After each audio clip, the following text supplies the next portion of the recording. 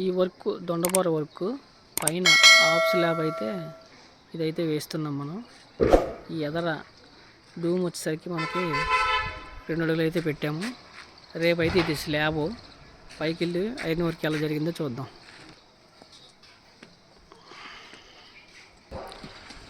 మొత్తం iron work అయితే complete అయిపోయింది. ఇంకా ఇక్కడతో లాస్ట్ అనమాట. అందుకనే ఈ కాలమ్స్ ఐరన్ కూడా స్లాబ్లో కలిపేయడం జరిగింది. మొత్తం ఇదైతే మిట్లు అనేది కలిపి అనమాట. మొత్తం వేసేస్తున్నాం. ఇది వచ్చేసరికి మన కిచెన్ వస్తుంది. ఇది ఇంకా హాల్ కింద.